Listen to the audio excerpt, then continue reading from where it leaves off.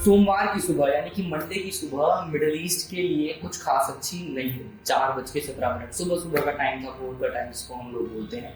उस समय भूकंप का पहला झटका मिडिल ईस्ट में महसूस किया गया। झटके का एपिसेंटर कहाँ था? टर्की और साइरिया के आसपास के इलाके। 4:17 पर सुबह 7.8 रिक्टर स्केल का पहला झटका आया। अगले 8 घंटे में 3 झटके कुल मिलाकर इस पूरे इलाके ने महसूस किए। 7.8, 7.5 यानी कि बड़े मैग्नीट्यूड का भूकंप आया। कुल 4800 से ज्यादा जान जा चुकी है। अब भूकंप किस तरीके से आया कि ऊपर टर्की है, नीचे सीरिया।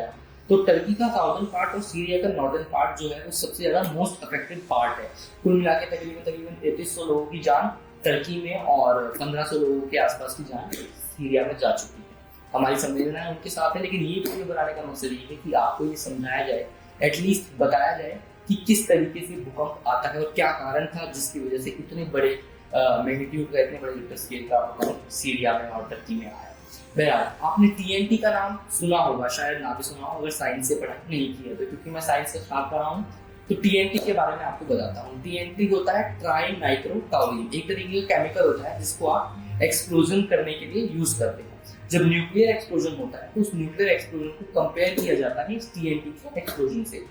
जब हिरोशिमा और नागासाकी में बॉम्ब गिराया, न्यूक्लियर बॉम्ब गिराया गया तो 150 टन यानी कि तकरीबन 1500 टन, मैं माफी चाहूंगा, 1500 टन TNT का एक्सप्लोजन हुआ था, उसकी इक्विवेलेंट का एक्सप्लोजन हुआ था।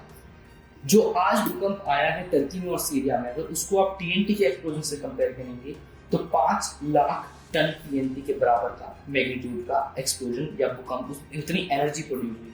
सीधी आम भाषा में बताऊं तो जितनी एनर्जी 30 न्यूक्लियर बॉम्ब के फटने से प्रोड्यूस होती है उतनी एनर्जी इस भूकंप से प्रोड्यूस हुई। तो आप लिहाजा अंदाजा लगा सकते हैं कितने बड़े मैग्नीट्यूड का भूकंप था। पिछले 2 साल में ऐसा कोई भूकंप वहां पे नहीं आया था।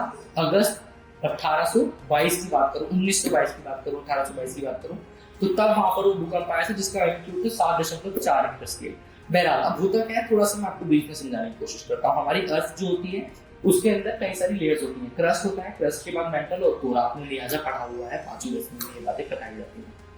क्रस्ट का जो लेयर होता है सर्कुलर, जो आप पिक्चर इस वक्त अपनी स्क्रीन पे देख रहे हैं, आप इसमें देख पा रहे हैं कि अलग अलग प्लेट्स में डिवाइडेड होता है ये क्रस्ट जो आप इस वक्त स्क्रीन पर देख रहे हैं। कहीं पे एक प्लेट का शेप कैसा है, एक प्लेट का शेप कैसा है, लेकिन ये सारी एक दूसरे के अंदर जिप्ड इन होती हैं। जैसे जिगसॉ पजल एक दूसरे के अंदर फिट हो जाता है, वैसे ही ये प्लेट्स फिट होती हैं। जहां पर 2 प्लेट्स मिलती हैं उसको फॉल्ट लाइन कहा जाता है।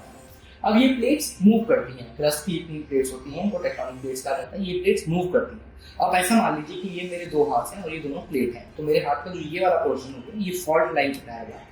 जब ये दोनों प्लेट्स आगे पीछे ऐसे मूव करेंगी तो लिहाजा सी बात है कि दोनों आपस में फ्रिक्शन करेंगी।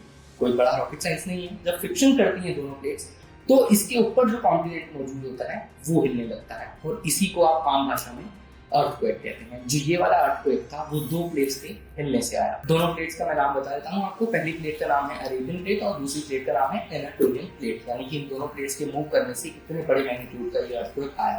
बहरहाल अभी भी जो रेस्क्यू ऑपरेशन है वो वहाँ पर जारी है। टर्की के लोगों के लिए हमारी संवेदना है, प्रार्थनाएं आप भी कीजिए। लेकिन ये जो अर्थक्वेक था ये लिहाजा इस दशक का या इस सदी का one of the most strongest earthquake अभी तक का कहा जा सकता है। It's great to see you here. Thank you for watching our work. If you haven't subscribed yet, don't forget to click the bell icon and subscribe to Mojo Story and support independent, robust journalism.